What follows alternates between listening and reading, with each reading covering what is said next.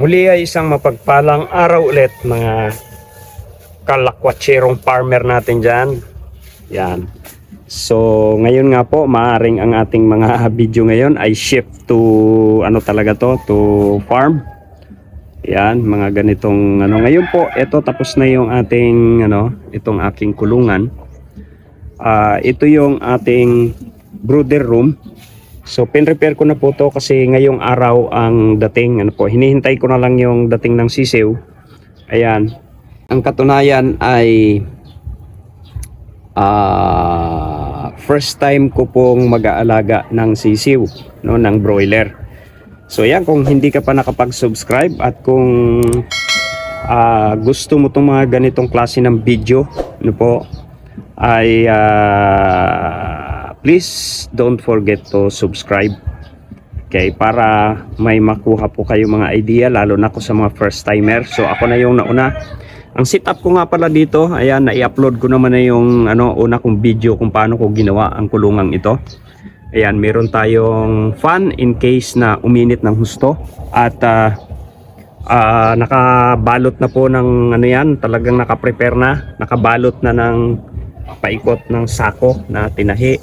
Ayan. At meron din ako ditong emergency light.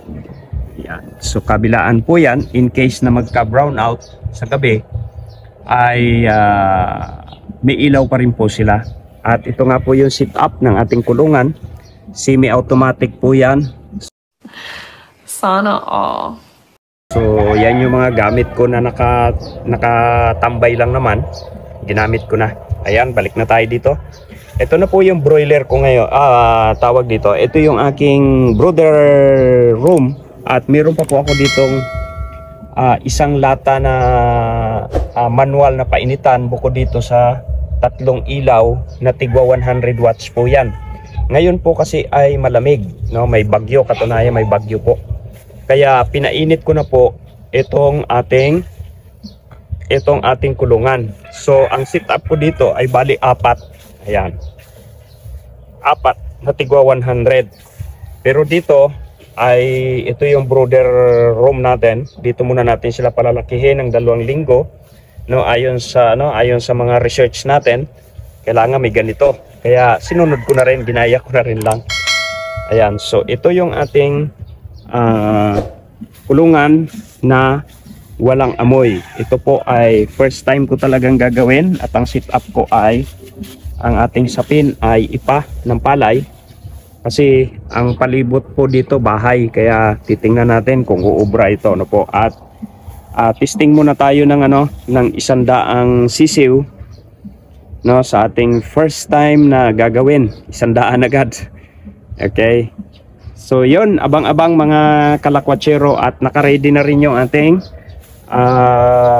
pakain. Ayan. So gawa din po ng San Miguel yan. Ayan, mura-mura ng konti. Doon tayo sa medyo mura-mura. Pure blend ang gamit po natin. Yan. Dapat magbibimig sana ako yung Integra. Kaya lang may kamahalan. So dito na lang muna tayo.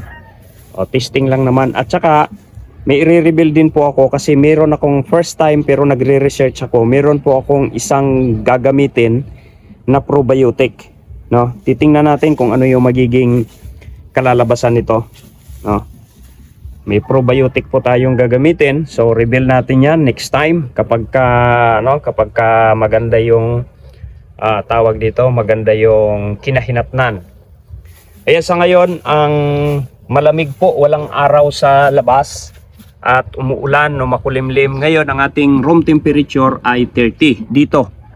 So dito na po yan sa labas na. So palagay ko dito sa loob ng brooder room, ayan, mainit. Yan, no.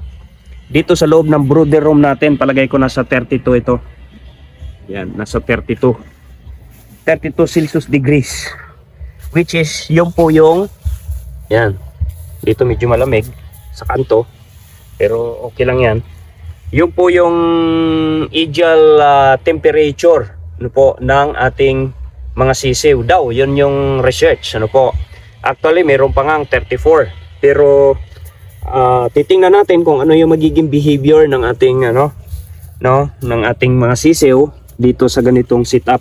Kasi madali namang magbawas, tanggalin muna natin yung uling na yan kung masyadong mainit, no? And then yan, tatlo na yan, pwede rin tayong magbawas ng ating wattage, ng ating ilaw.